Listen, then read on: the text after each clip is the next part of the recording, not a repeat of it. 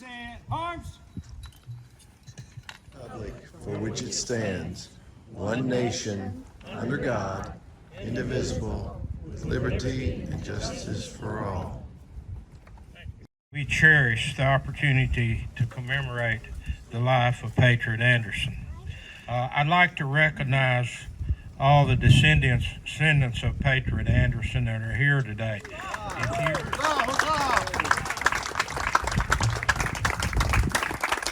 Thank you.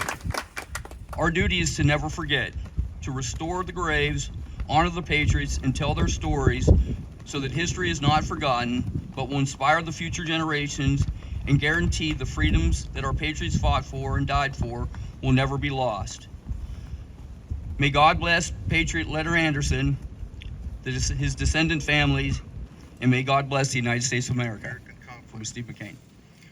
In the years following the Revolutionary War, many Patriot veterans migrated to Kentucky.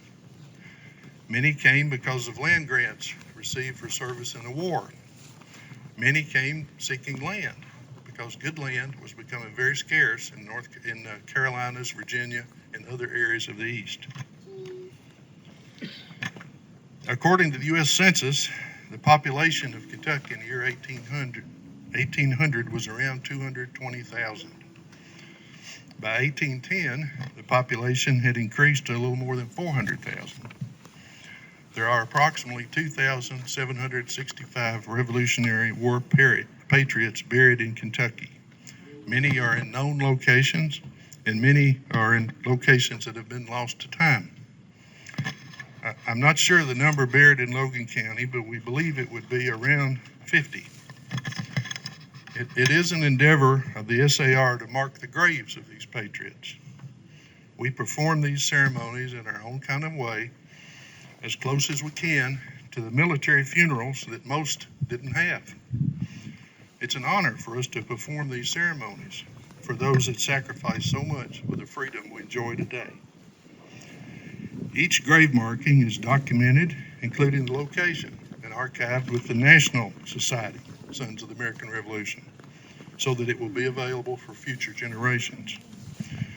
We are here today to honor Leonard Anderson. I hope this ceremony will be meaningful and enjoyable to all that are here.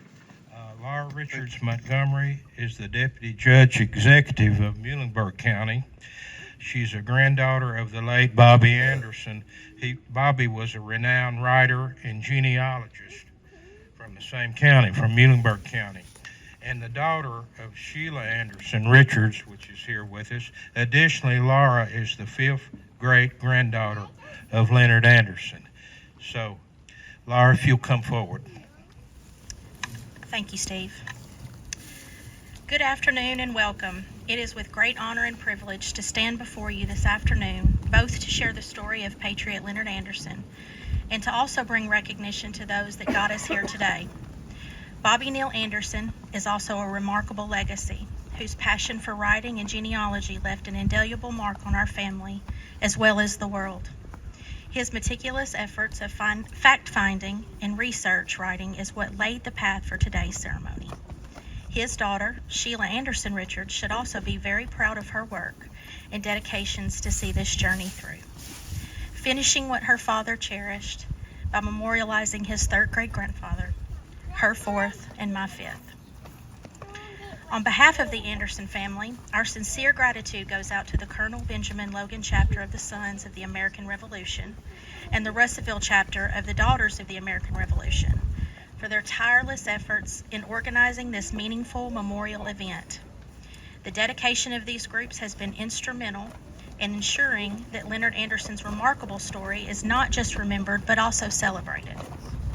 Through your efforts, we are able to honor the legacy of a true patriot and contribute to the preserving of the rich tapestry of our nation's history. Your dedication is truly appreciated. Also, a special thanks to all of you who gathered here today, including the other DAR and SAR chapters. With pride, we are all united in the noble cause of honoring Patriot Leonard Anderson. Please know that your presence here today adds a profound depth to his tribute.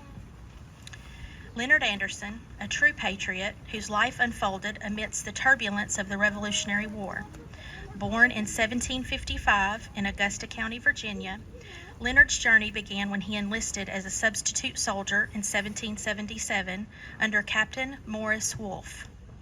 From the hills of Rockingham County, Leonard's service led him through a myriad of battles, escorting General George Washington, facing wounds at the Battle of Waxhaws, enduring captivity, and participating in pivotal moments like the Battle of Camden and the Siege of Savannah. His dedication extended beyond the battlefield, as highlighted in his amendment, showcasing his role in a North Carolina militia. In 1792, Leonard embraced a new chapter, marrying Rosanna Haddon in Pendleton, South Carolina. Their union birthed a family deeply woven into the fabric of American history, with their descendants continuing the legacy. As Leonard moved to Logan County, Kentucky, he became part of the first families in the region, receiving land and leaving a lasting impact. His descendants, William, Samuel, Leonard Jr., Alexander, Thomas, James, Nancy, Anna, Mary, Hannah, and along with two grandchildren, Elizabeth Catherine and James Leonard, listed in the heirs petition equity case, the enduring legacy of a man whose courage echoes through generations. Leonard's commitment did not waver with time. He received a pension for his Revolutionary War service until his passing in 1838. His widow, Rosanna, carried on his legacy, supported by their son Alexander and witnesses from Kentucky. Although Leonard's final resting place remains a mystery, a Revolutionary military marker stands in Union Grove Cemetery, a silent tribute to a patriot who played a vital role in shaping the destiny of our nation. In closing, let us remember Leonard Anderson just as a name in history, but as a symbol of valor, commitment, and the determined spirit that fueled the flame of liberty during those transformative years. Thank you.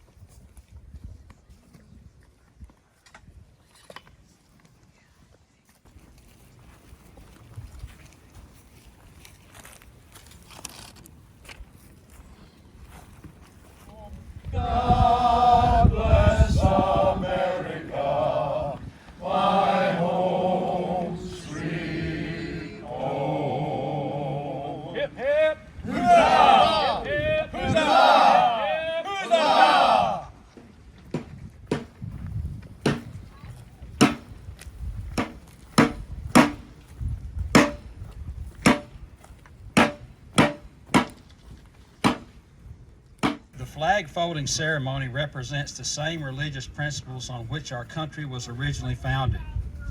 The portion of the flag denoting honor is the canton of blue, containing the stars representing the states our veterans served in uniform.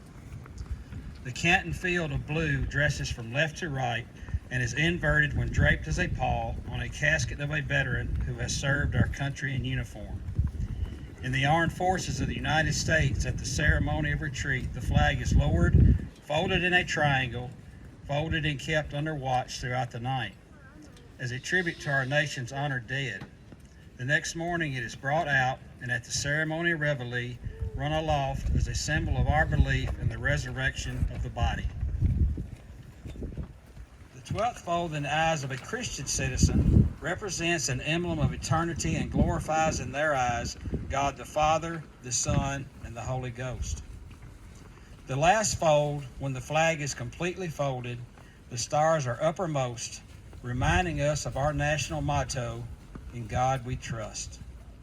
After the flag is completely folded and tucked in, it takes on the appearance of a cocked hat, ever reminding us of the soldiers who served under General George Washington and the sailors and Marines who served under Captain John Paul Jones, who were followed by their comrades and shipmates in the armed forces of the United States, preserving for us the rights, privileges, and the freedoms we enjoy today. Ready? Take aim. Fire. Protect your hearing, folks.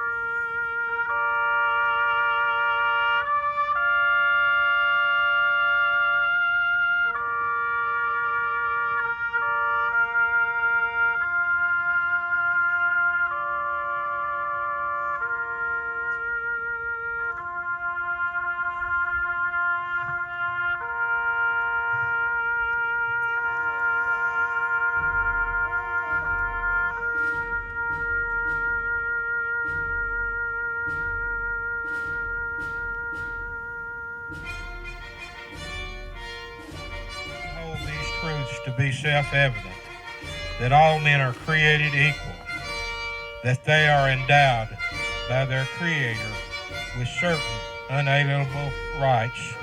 Among these are life, liberty, and the pursuit of happiness. Leonard Anderson, along with thousands of other patriots, sacrificed so that these rights could prevail. As we approach the 250th anniversary of the United States, I hope all can reflect on the lives of those that have sacrificed to ensure that these rights have always been protected and that they continue to be preserved today. Again, I want to thank all of you for being here today.